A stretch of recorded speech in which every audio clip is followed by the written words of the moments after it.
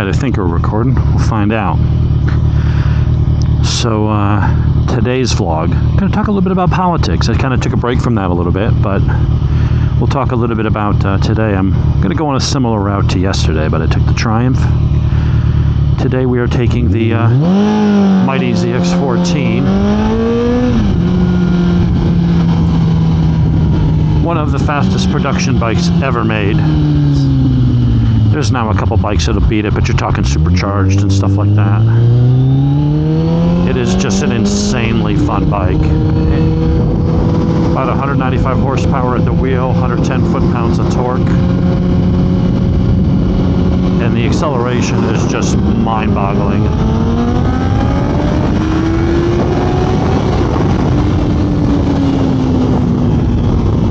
You can just go 40 to 120 in just a couple seconds in one gear. Just absolutely idiotic power. But it does it in a way that's fun because there's no drama. It's not like a leader bike that, you know, doesn't make quite as much horsepower as the 14. Makes enough. In R1s, S1000s. On paper, they can be tuned to make about the same peak horsepower, but they don't have the torque and all that. And while lighter, you know, you're fighting wheelies and all that kind of stuff.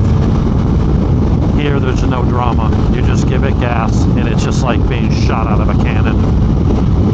It's just, there's no giant peaks in the horsepower. It just shoves you down the road like a giant. And it just glides along. I mean, this is a very, very comfortable bike. I think I'm going to get a taller windscreen. I can duck it behind even more. But you'll be rolling along at an idiotic speed. And it just doesn't feel that fast. I do wish it had better electronics. No quick shifter, basic traction control, basic ABS. That's it. This bike's a little long in the tooth and probably going to go out of production this year. I believe they stopped selling it in Europe already because they couldn't make it Euro 5 compliant without really, you know, capping the horsepower and stuff. So they're either going to just get rid of it because they already got the H2, the H2R, the H2SX, which is the sport touring version, even a naked version that's supercharged, you know, so they've got that whole lineup.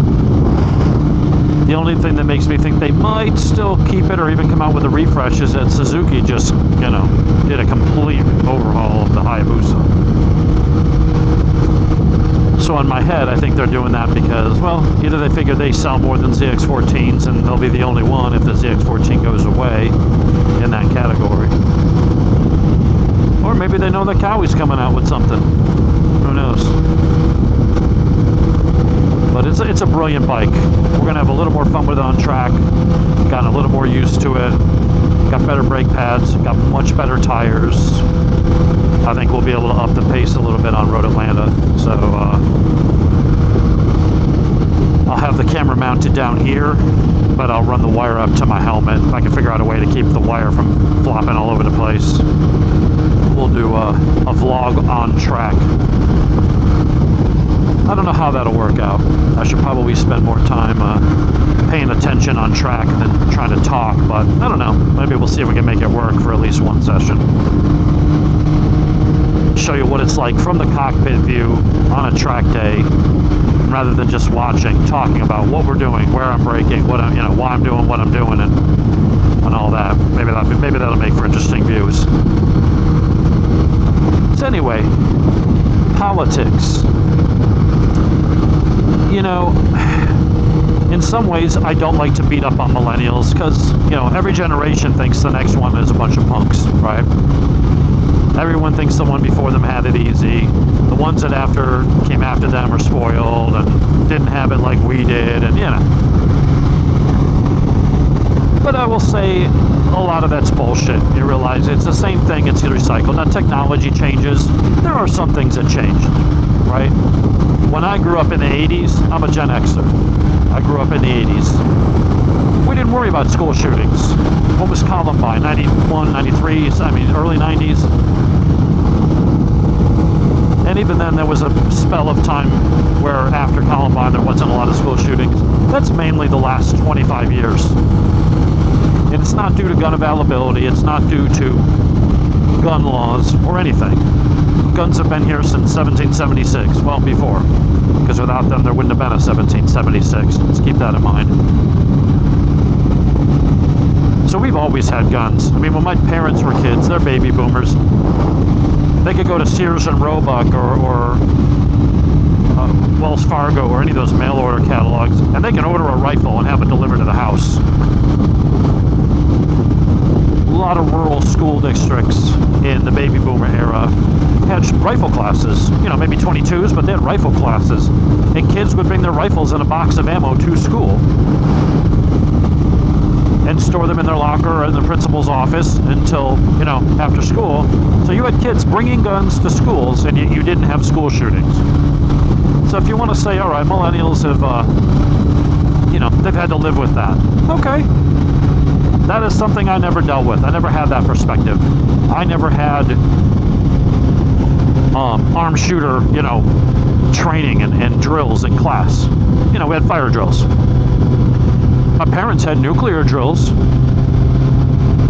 know. So even though they can say, well, there's this, we had this, you didn't have to deal with that. Well, you're right. Well, we had, you know, the market crash and the housing market crash and, you know, under Obama. Okay. You know, the same thing happened in the late 80s, right? Big recession. You know, there was the Great Depression, right? So every generation. You know, I thought my dad was full of shit when I was a kid and I knew everything, and then you get out there and you realize you don't know shit. And the very people you put down and criticize are the ones that have already lived it. They've already done it. They didn't read about it in a book. They lived through Vietnam. They lived through World War II. They lived through good times. They lived through bad times. And they've learned it, you know, the hard way. And then they try to pass that knowledge on to you and say, look, you're doing this wrong. Maybe you should try this. And the immediate response from the younger generation is, you don't know what it's like, and, you know, they won't listen to you. Meanwhile, those are the people that you should be listening to because, again, they've lived it, they've done it. They learned the lessons.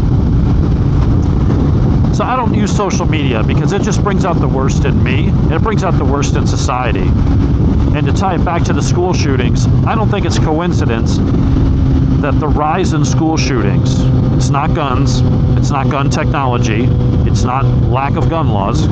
Guns are more restricted today than they were 40 years ago or even 20 years ago. And yet school shootings are way up.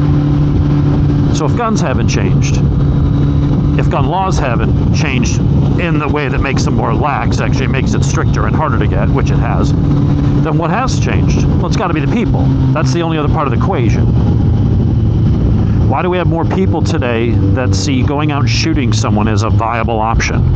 Why do we have so many kids that are so angry and don't know how to deal with it? And so they wake up and they say, you know what, this is how I'm going to deal with it. And they're going to go and they're going to mow down their classmates. Children wanting to murder other children is a relatively new phenomenon. And I think that came about, my theory, from the rise of social media and the internet. People who shouldn't have a voice now have a voice. People that would say crazy, hateful, hurtful, stupid things normally would be limited to whatever person was dumb enough to sit around them and tolerate them and indulge them and listen to it. Now everybody has a voice, right? They can go online and spew all kinds of nonsense and have it instantly read by, you know, a billion people. And so people that are saying wrong things, and I don't mean inaccurate or, you know, just hateful, dumb shit, it's amplified. Kids today spend how much of their time buried in their phones? And I'm a tech guy too. Remember, I'm a Gen X, and people go, oh, you're 50-year-old. My generation was the first generation to make the transition from analog to digital. You know, boomers might, you know, you look at the average person that's 70 up, and some are good with technology like my dad, and, you know, others aren't. But he was also an electrical engineer and, you know, worked on avionics on fighter jets during Vietnam, and, you know, he's got a strong technical background. But your average 70 plus something, they're not always the most technologically savvy because the majority of their life was spent analog, and then digital came much later. My generation, we started analog, but we got computers when we were kids. We were 6, 7, 8, 9 years old, 10 years old, and started getting Commodore 64s and a Texas TI-99, and, you know, I was in third grade or second, I think it was in second grade, you know, when my school got a Commodore PET. Now, it was an antiquated computer with a cassette drive, but my generation grew up on computers, so just the fact that, oh, we're 50, we were the first generation to be walking around with cell phones. So, but the internet and the ability to amplify everything that's good or bad. The internet has been amazing in so many ways. It's brought people together. You're finding old college friends. It's a way to communicate and find people. You know, if you want to know anything in the world, you don't have to go and find time to go to the library and spend time dicking around with the Dewey Decimal System and trying to look it up and find what you want. You just, you know, tell your Google Assistant or whatever, hey, what's the answer to this? And it'll go find it for you. Now, in the process, you got to wade through a bunch of crap and misinformation and opinion and garbage. But the point is, you know, it has enabled unprecedented access to information. What it's also done is created monsters like Twitter and Facebook, and it's got kids addicted to it. And I admit, I was addicted to it for the longest time. You're sitting there staring at your phone, and every time you hear your phone beep, and instead of interacting with the people around you that you're sitting next to on the couch, you're sitting there staring at your damn phone, seeking and craving the attention and the likes and the approval of faceless people that you'll never meet. And so many kids, their online life and their online profile and image means more to them than their actual image. And I think when you take kids and you have, you know, how many shooters are on, you know, medicine and pills, and parents think that raising them is putting an iPad in front of them 24/7 just so that they'll shut up and give the parents a chance to relax. And what you're doing is you're saying, here, hook up to this thing that you have no control over on. That's the Wild West. And whatever horrible, crazy thing you want to expose yourself is a couple clicks away. And you get entrenched in this world where your online presence is everything to you. It's precious to you. All your celebrity, you know, people are committing suicide because they posted something and there was backlash from the Twitter mob. And so people are taking their own lives because their persona, this person they wish they could be, this illusion that they've created within the realm of social media has been shattered. And so now life isn't worth living. That is insane. That is insane. And then we wonder why kids are lashing out. You look at the social media and how and the regular media focusing on every shooter and making them almost into a goddamn legend or a hero in some way, and giving them notoriety, and well, at least they matter. And I think that's where social media plays a role. People would rather matter in a bad way. They would rather have the negative attention than be ignored. They would rather be a somebody, even if that somebody is a mass murderer, than be a nobody.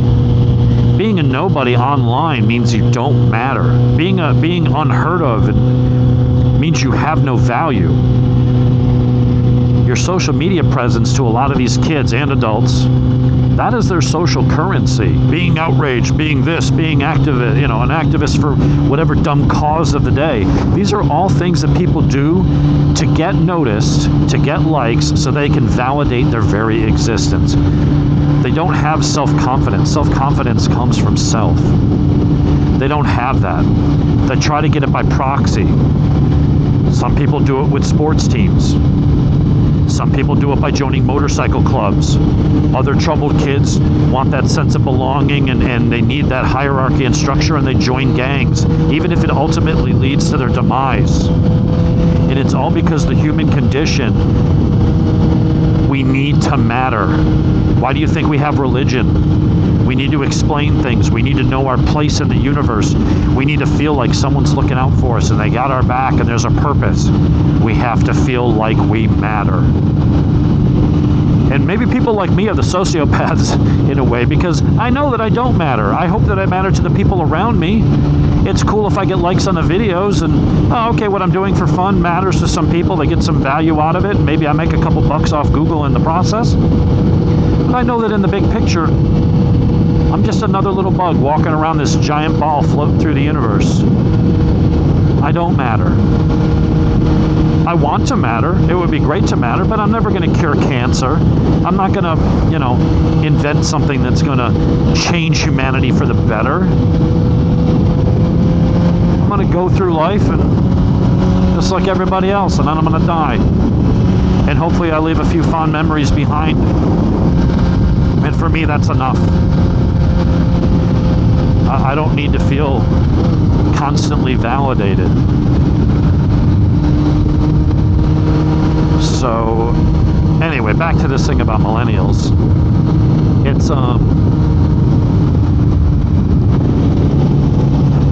you know, the notion that people think, oh, no, you know, the world's different. And yeah, some things have changed, but at the end of the day, insert, I don't know, 9/11, take that out and put in Vietnam War. Yeah, it was horrible. You know, 9/11 was insane that happened to our country. You know, but the people who live through Pearl Harbor are going, well, yeah, I mean, it's horrible, but, you know, it's happened before. The people during Vietnam seeing their friends drafted and shipped off for a war that they don't understand or agree with based on some pretty sketchy, reasoning, and seeing their friends blown away in a jungle on the other side of the world, and then politics gets played with it, and they get the notion that we're not even there to win, and those lives were for nothing. At least with, you know, going into the Middle East and Afghanistan and Iraq and stuff, it's like, well, you know what? If we're going to have to fight this goddamn war, let's at least fight it on their turf rather than our cities. And you know what? Whether we found caches at WMDs or not, most of the fighting, we haven't had another 9/11. It's been 21 years. So we've been fighting them over there. There's been a cost, but it's probably better than continuing to fight defense on our own turf and seeing our buildings coming down, right? But one of the things I see and so I'm on Facebook, but only for managing a memorial page, and then for like a couple of the bike groups, mainly Triumph stuff, because the Triumph forums are just kind of going away. Everything's going, you know, to social media. So there's groups on Facebook for, you know, Triumphs and shit like that.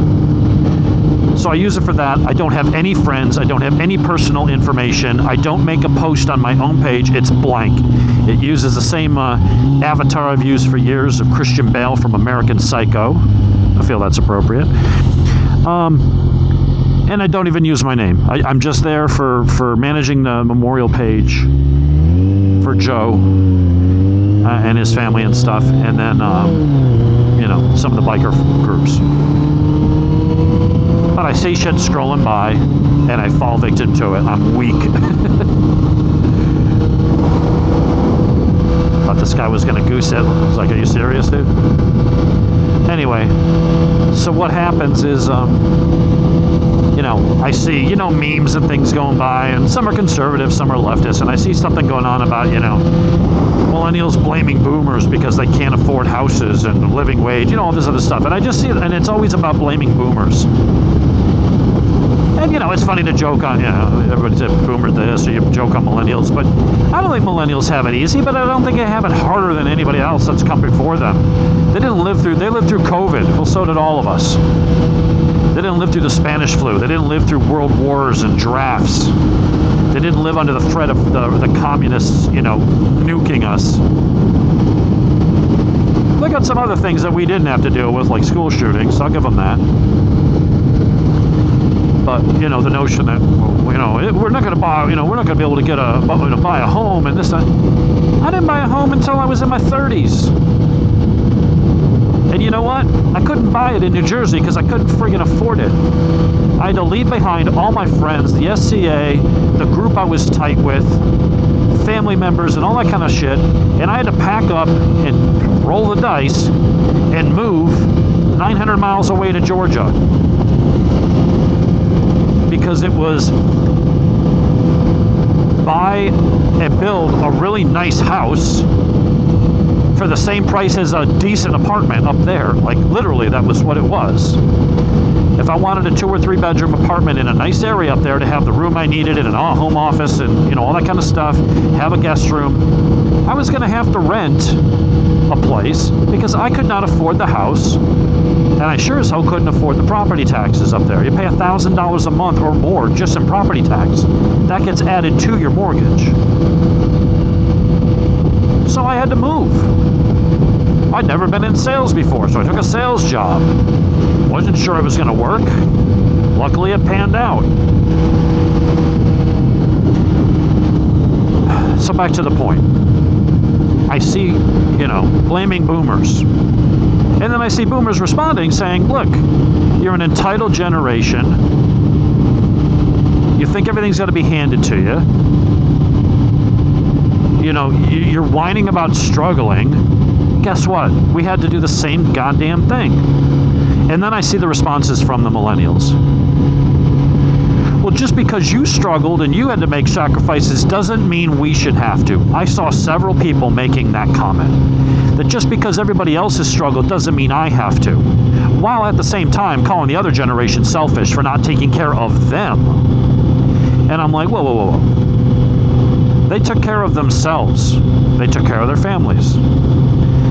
You're calling them selfish for doing what it took to be successful and eke out a living and take care of them and their kids. But because they didn't leave it all to you and hand it to you with a bow on top, they're being selfish? You, the person that is asking for all the results of hard work, all the results of risk, all the results of sacrifice. You just want the results, but you don't want to take the risks. You don't want to put in the work. You don't want to have to make the sacrifices and maybe move or switch careers or something. But they're the selfish ones because they say, look, yeah, we wanted those results. We wanted the money and the house and this and that. But we were willing to work for it and do what it took. Do you know how offensive that is? And I'm not even a boomer. To see somebody who's lazy and doesn't want to do the work yelling at and belittling an elderly person who did the work and put in the time and went through a lot to get where they are, and have those people not even be self-aware enough to realize that they're the greedy ones. When you want something that you're willing to work for it, you're willing to go and earn it, and you want to see the results of your labor, that is not greed. You are entitled to that. That's why you do it. If you go take on a job that you haven't done before and it means moving away and leaving your friends and family behind and having to basically start a new life, knowing that it could crash and burn and you lose everything, which I have, but you do that because you're like, if I do this, there's a good chance that there will be this payoff at the end. And if there is a payoff and you reap the rewards of what you did for the last 5 to 8 years, that isn't greed. It's never greed to take what you earned and are owed. It's greed to expect someone else to do the legwork and then just, you know, give it to you. Just the audacity of that comment of, just because you guys suffered doesn't mean I want to or I should have to. Yeah, it does. Life isn't easy. If life was easy, we'd all be rock stars and millionaires. It's not. Most people are merely average. That's what average means. We're not all exceptional. We're not all gifted. Some people aren't and are lucky. Other people are gifted and they're unlucky. And they're in the wrong circumstances and never realize their potential. Other people don't have much to work with, but man, they can hustle. And the timing was right and they make it big. Other people got the talent, they got the drive, and they make it. Some that make it then get dealt a shitty hand and die of cancer or lose everything and the market crashes. It's just, There are no freaking guarantees in life, and it's an unrealistic expectation to think that, well, my generations before did all the hard work, so I shouldn't have to. That is a child's view of the world. It's infantile, it's unrealistic, and it's frankly stupid. That's the problem I have with millennials, is that sense of entitlement. Now, the other things I see millennials saying on social media is, talking about, hey, well, why is it you make X amount of dollars, but I work the same 40 hours a week and I don't? This is the participation trophy mentality, that just because you show up and you participated, you punched a clock, you worked for 40 hours, I should have the same result. No. What is it you think you're doing? There's a lot of things I could do for 40 hours a week that just aren't worth that much money. They don't provide much value. Your pay is not equal to how many hours you put in. It's not necessarily equal to how hard you try or what your intentions are. Your pay is typically dictated by a couple things. What is the value of what you're supplying? If you're supplying a hamburger, it's not that much.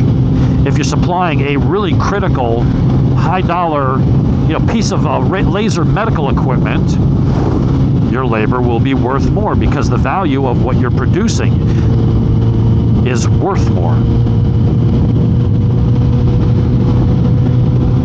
Your value is not based on, well, I work 40 hours. I'm sorry. If you have a job that is in high demand, it's highly skilled, it's very results driven, and it produces a lot of value, and there's not a lot of people that can do that job. Supply and demand. High demand, low supply. Companies will pay a premium to get that.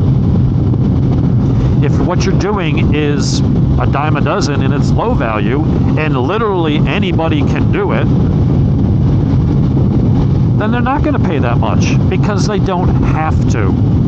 And it's not because of greed or this or that. I mean, maybe a little bit, but when you go to buy a car, do you go in looking for the highest price? Or do you say, I want this car, but it's only worth so much to me to get it? And you're going to try to talk them down. You're going to try to get that vehicle that someone else built and invested R&D and engineering and testing and certification and the dealerships and the people transporting it, the people that built it, all that stuff. You want their labor, because that's what produced the car.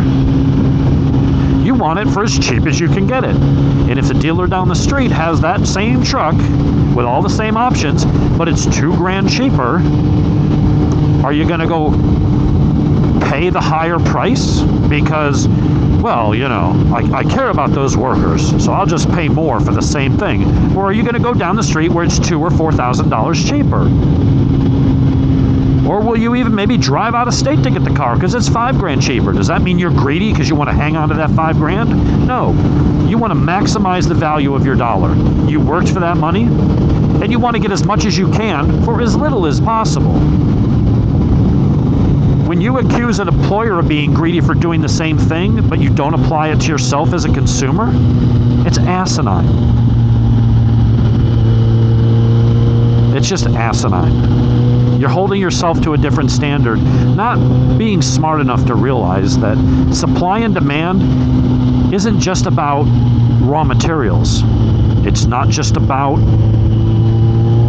buying products or widgets or whatever. It's about the employer-employee relationship. It's how your job prospects are. And if you get a job, how much are they willing to pay? And if they couldn't get you or you left, what do they got to pay to replace you? Are there enough people out there that do what you do as well as you do? Or are they going to have to pay more money to lure them away from a competitor? These are all things. These are all market forces at work here. I'm going to gas up, take a break. We'll be right back. Stay tuned.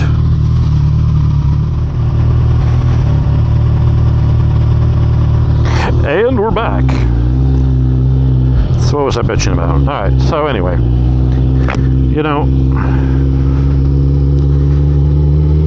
life isn't always fair. You know, while we talk about, well, you do the right things, life is a crapshoot. At the end of the day, the best you can hope for is to make the right decisions, put yourself in a good position to where you increase your chances of success. There's no guarantees of success, but you want to increase your chances. What do they say? Luck is when opportunity meets preparedness.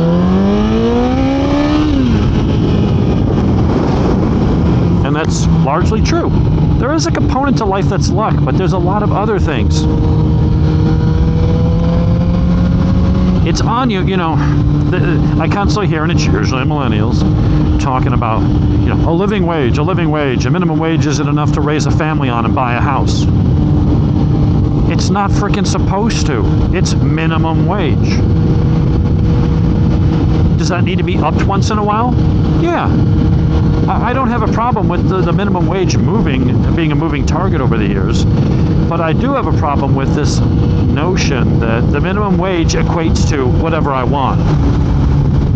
Some jobs are not worth, you know, when you think about $15 an hour, it's not worth $15 an hour to pay a cashier to push a button on the machine that has pictures of the food, so they don't have to actually read it. They just have to push the picture that matches what the person's describing to you, swipe their card, or if they give you cash, it counts the cash out for you. Because even that is being accurate is beyond the ability of enough people that they invested in systems to do that for their employees. So when you're talking about that caliber of a person, I don't mean that they're not nice people and they don't have dreams and want things in life, but you're talking about someone that has those meager skills. $15 an hour times 40 hours a week is $31,000 a year, 32, something right there.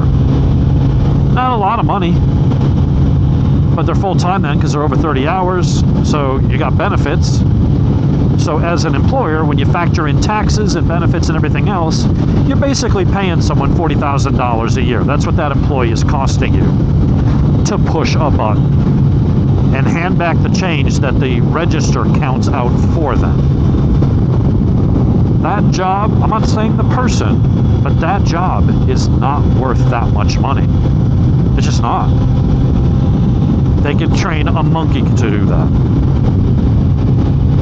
Or they could put in a $600 iPad. Or they could pay a developer 10 grand to develop a mobile app. And you just walk up, order, scan your phone, it deducts it from Apple Pay or Google Pay, and someone hands you your damn hamburger. And that's the problem I have with those things. Those jobs are for kids. You're at college. You need extra money for books or beer, or, things like that. And so, you work for $7, $8 an hour making sandwiches or working at a grocery store. So you make, a couple $100 a week, and you got some spending money. That's what those jobs are for. They're not meant to say, all right, well, I've got that cashier job I've always been dreaming of, and let's go buy a house and start having kids. No, that is so unrealistic to think that job is supposed to be the career. And I'm sorry, unless you have Down syndrome or something, there's something physically wrong with you. If you're in your 30s and wanting to buy a house and have kids, but you're only qualified for that job, you've made some life choices along the way, bro, that just have put you behind the 8 ball. And you can say, well, I live in a small town and that's all there is here. All right, I get it. Move. I couldn't afford to buy a house and have the lifestyle that I wanted in New Jersey. New Jersey is a really freaking expensive state to live in, especially North Jersey. I know people that were paying over $20,000 a year just in property tax. Imagine, all right, whatever your mortgage is on your house, and remember, a $300,000 house at the time in Georgia was a $650,000 house up there, so the housing prices were double. And then you throw in property tax, and instead of $3,000 in Georgia, it's 10 to 20 up there. I couldn't afford to live up. Even making what I have now, I wouldn't have all the toys, and I certainly wouldn't have the kind of house and the lifestyle that I've got. Could I live there? Well, now maybe, but But that's because in moving down here, not only did I lower my costs of living, but over time I tripled my income. But again, I had to make sacrifices and I had to move. I couldn't get what I wanted where I lived, so I had to look for a place that offered me what I needed or wanted, or both. And it was on me to go and get it. Well, that's the same thing. If you're working minimum wage jobs at the Kroger or something, and it's not paying you, that's one of those Rivian trucks, I think, and it's not paying you what you need, then you either need to move and find cheaper housing. You got to, it's an equation, it's math, right? You either got to lower your expenses, go somewhere where your dollar goes further, or you have to increase your revenue. So you lower your operating expenses or you increase your revenue. Get a better job. I did both. I lowered my operating expenses and I increased my revenue, but it meant all the friends and people that I cared about, I had to leave behind. So that's what I did. And now I'm in a position where, I have the kind of life that I want, and I get to work from home and make good money, and, it is what it is. If you're not willing to do those things, then you can't sit around bitching that you don't get the results you want. Because I am not special. I'm intelligent. I'm not going to say I'm the smartest guy out there, but on an IQ test, I'm up there approaching genius level. I'm certainly an intelligent guy, even though I'm a dumbass sometimes. But it's not like, it's rare to find people, in that IQ range. It's certainly not the majority, obviously, but I wasn't born overly gifted. I'm not an athlete. I wasn't born into money. My dad was an electrician. Now later in life, here's another example. Baby boomer, electrician, doesn't have a college degree, was in college during the Vietnam War, and, sorry Dad, like a fool, lost his college deferment because he spent too much time playing cards and drinking with his friends, lost his college deferment during the Vietnam War during the draft. One might say that was a dumb move because his ass could have been shipped off to Saigon and you wouldn't be listening to me talk right now because he may not even be alive. Certainly wouldn't have had me as a kid. Now his luck was that he went into the Air Force and they stationed him in Niagara Falls. Okay, he's in Niagara Falls, which is 8 miles up the road from Buffalo where he lived. That part was lucky. He could have gotten shipped anywhere, but he went off to boot camp and went to basic and got trained, and started working on electronics and stuff like that.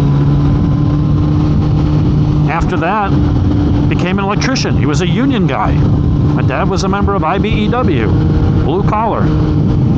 Worked at Bethlehem Steel Plant and going, like big construction jobs and doing electrician wiring and stuff. Very humble, very blue collar roots. Not coming from money.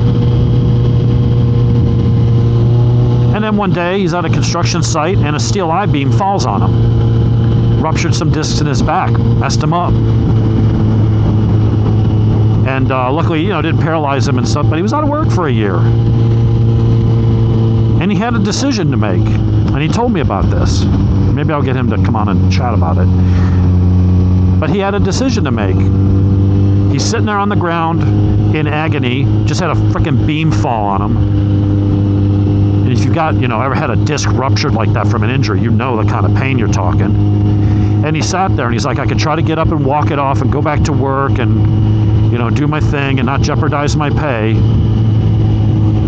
Or maybe this is a sign I need to do something. And he's not a religious guy, but maybe it's just the universe pointing me in a different direction. He told me this years and years ago, and I remember this.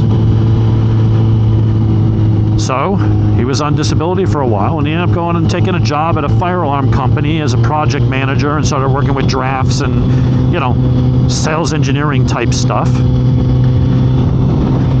And then after a while, once he got to really know these systems, because he had an electronics background, he's like, you know what? I'm out there helping the guys from a technical perspective sell these things by being the technical guy and explain how everything works and justifying the bid and, you know, he's like, I can sell this stuff. So he did. And he was immediately the top sales rep in the country, which then launched him into management and all these other things. So a guy who, you talk about pulling yourself up by the bootstraps, a guy from humble beginnings, union worker, electrician, a job a lot of people today, a lot of boomers would look, or I'm sorry, not boomers, some millennials would look down on, like, oh, you work with your hands, oh, you're out in a sweaty job site. I would never do that. Well, that's why you're just a drone. You're an office drone. You're a cubicle smurf, punching a clock and not making what you want, feeling underappreciated. But he took a hit on his health.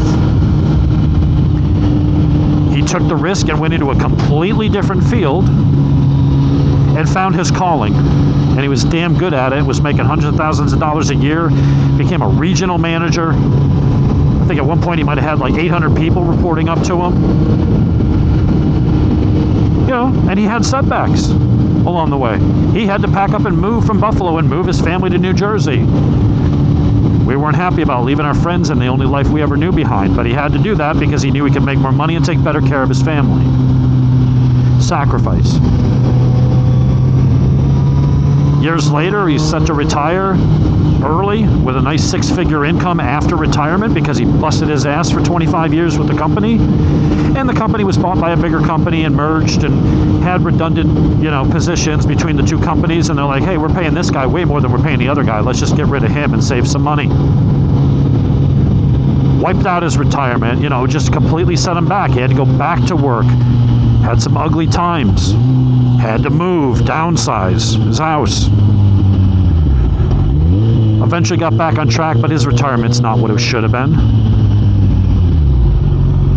But he did what he did, and he made it work. And during that time, for the last 30 years, my mom hasn't had to work, so even though my dad had that massive loss of income and had that financial setback and got his, you know, 401k and pension destroyed and all these other things that happened, this domino effect by decisions made over his head, you can say, well, that was corporate greed. That's what the millennials are talking about. Yeah, well, that's life.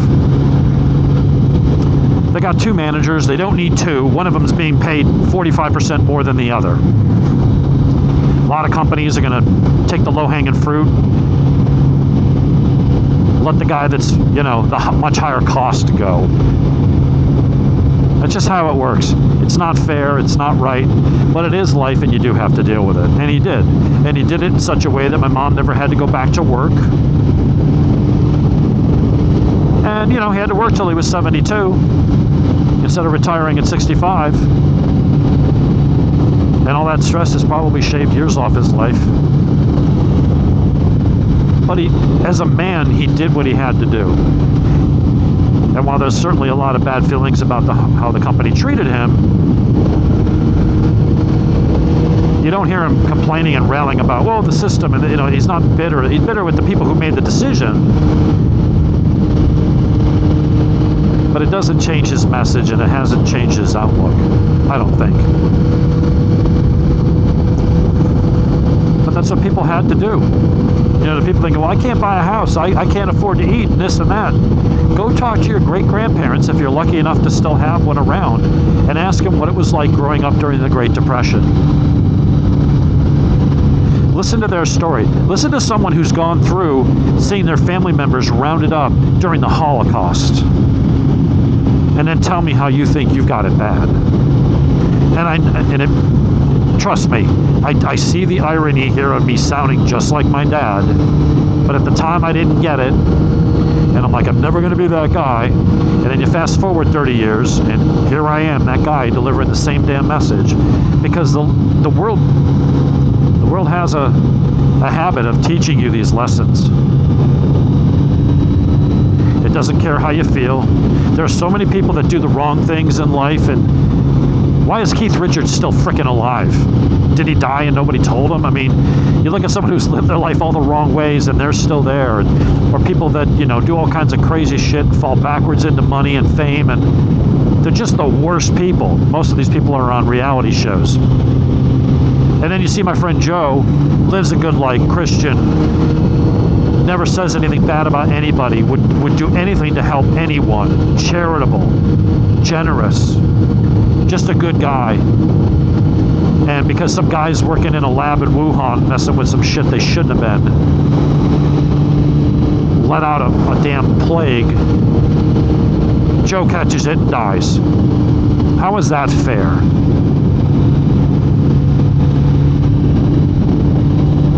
Life isn't fair. You're dealt the hand you get, and sometimes you get a better hand, sometimes you get a worse hand, sometimes your hand isn't as good as you thought, sometimes things fall your way.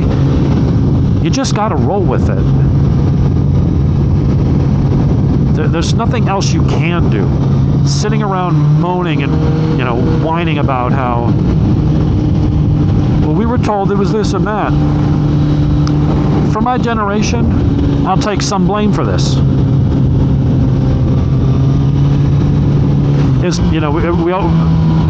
talk about the millennials and the participation trophy, that's that little Fiat. It's an MX-5 with a Fiat, a Barth badge, but it's still a pretty cool car. We talk about millennials and the whatchamacallit, participation trophies. Well, let's just be honest. Whose generation raised the millennials with the participation trophies? Mine. Now, I never had kids, and many of us were vocal against that shit, but we were shouted down by the progressives. We're mean. We're toxic masculinity. You're too competitive. We need to emasculate boys. We need to tone them down, take away their competitive nature. There's no winning. In order for you to win, someone else has to lose, and that loser is going to have their feelings hurt. And we can't have that. We don't care about results. All we care about is intentions.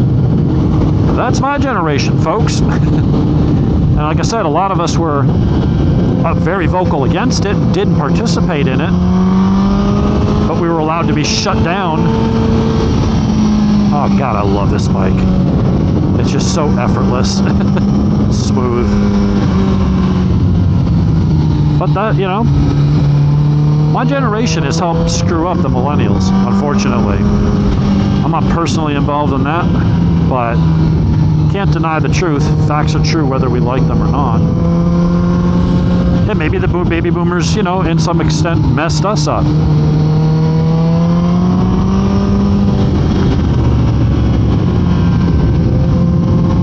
But at the end of the day, regardless of who got you there, here's an area where I'd say we did mess kids up. Participation trophies and all the things I just mentioned. Also, all this crap that's going on. Student debt forgiveness. Why should we have to pay our debt? Well, because you took out a goddamn loan. If you take it out, you got to pay it back. And it's not like, it's just being forgiven, like someone's just wiping the books. They're forcing other people to pay it. It's not like the banks aren't going to get paid those loans back. They're just telling the people who borrowed it, you don't have to pay it. The taxpayers are. People who couldn't afford to send their own kids to college are going to see tax increases so they can pay for their neighbor's kid who went to college. That's not right. People who did take out the loans, knew what they were getting into, worked hard, and paid the damn things off. They're going to be paying that off. Other people's loans. So they already paid off their loans. They're not getting a rebate. And because they did the right thing and paid off their own loans, now they've got to go pay off somebody else's kids' loans. That's not right. But where I'll say the millennials have a point, I try to be fair here. It's not just bashing millennials. I'll bash them where it's warranted. But the other thing is, my generation, and even I think my parents to some extent, when I grew up, everything was telling you, you got to go to college. If you want to make it in this world, you need a degree. College is a necessity. So we were sold on that. That if you want to get that good job, you want to make the good money and have the nice car or bikes, you got to get that college degree. Okay. So kids are like, well, I don't have the money.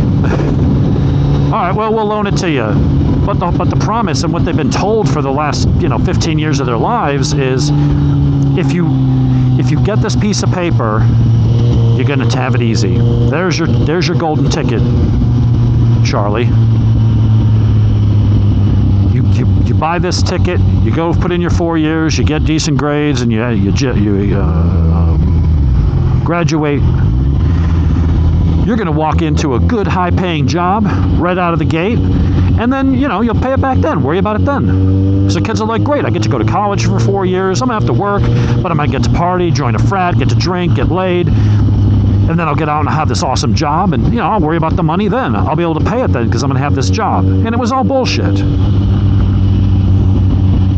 So many degrees don't qualify you for anything. I'm going to have to pass this joker. They don't really qualify you for anything.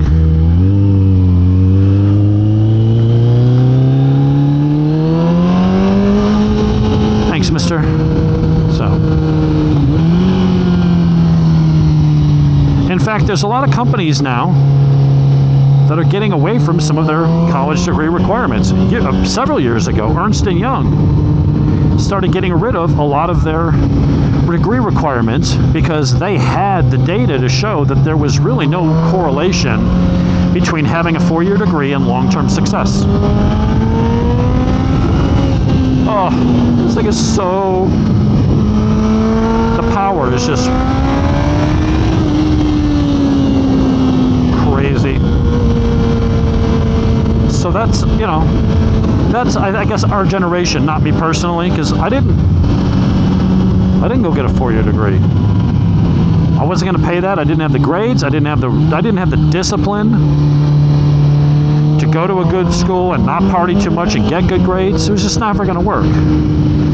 I started working in a factory, assembling solenoids and pneumatic valves, an automatic switch company, Florham Park, New Jersey. Got a summer job. Through my girlfriend at the time, Amanda, her dad worked there, and they had this, employee program thing. So his girlfriend, Ellen, she just told them that I was her brother, her son, or niece, or not niece, nephew, whatever. I was some relative to Ellen. She worked there as well. And it turned into a full-time job, and that was my first real job outside of working at Mrs. Fields Cookies and a Hallmark store, being a trail guide at a horse farm, working at the deli, working at a couple supermarkets, retail, and then so on.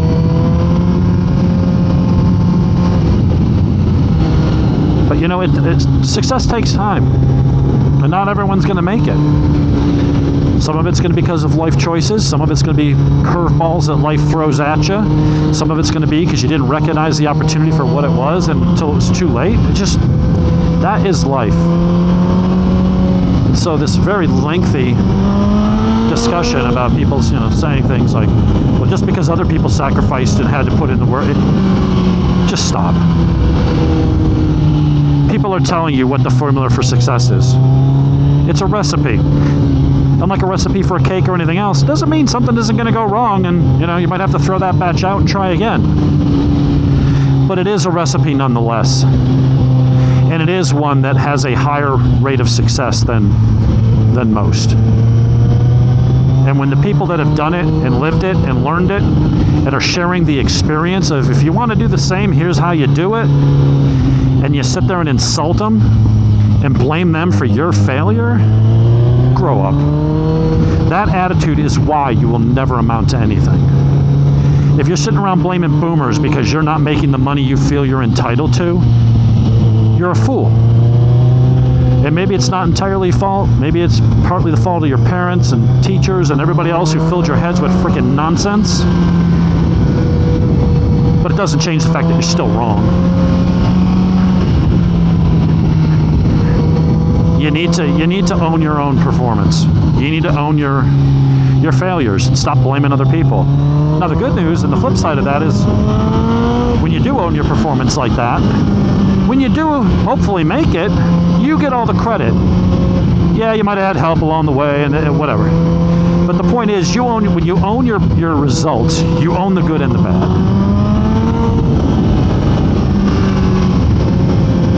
And then you can feel pride. You can feel that sense of accomplishment because you know that you did it. You honestly did it. And that's a good feeling. We all want the paycheck. We want the toys. We We want the life and stuff like that. But there's also a personal satisfaction of knowing, hey, I overcame this, and I'm one of the ones that made it.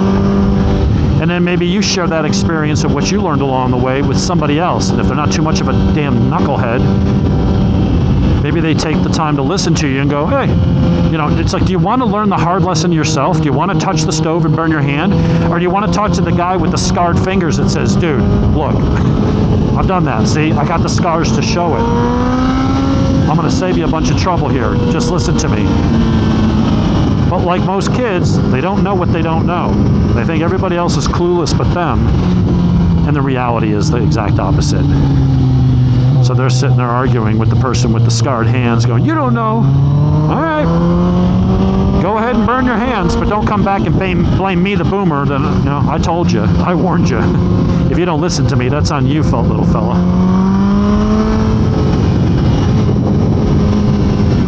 So that's my political rant for today. I think millennials in a lot of ways really are out of touch, but it's not entirely their fault. Kids are a product of their upbringing. There's environment, you know, as well as, you know, certain traits, DNA, things like that. But the millennials do have a point, you know, when you push back on what a lot of the things that they think and say that are just plain stupid and wrong, and they're like, okay, if you can get one to admit that, their logical response is going to be, all right, well, okay, if what I'm saying is stupid and wrong, what I've learned is just boneheaded and unproductive, who's the one that told me that? At the after-school special, where'd you smoke? I learned it from you, Dad. I learned it from you. And you know what? To be fair to them, they did. They didn't just pop out thinking those things. Somebody taught it to them. Somebody told them that this is how the world works when we know that it doesn't. So, anyway, that's my little rant vlog as I tool around through town and up here in the mountains to go get another BLT at 2 Wheels of Suchess. I have noticed, and I have to consider this on the track, that as I'm sitting here talking, and trying to have like a conversation and think of analogies and the argument I want to make, I can't ride the way I want to ride. I have to focus. So I may try the vlogging on track, but I may find that I don't have a whole lot to say. But I am happy with how this camera setup's working out. Hopefully I've got it aimed right, because the way the camera gets aimed on my helmet, it's not like mounting it to your bike where you can see. When I'm on one bike, I'm in an upright position, so the angle is different than when I'm leaned over on this thing. So I tilted it up, but hopefully it's not just shining at my dashboard the whole way. Here, I'll look up. So I think millennials need a knock in the head,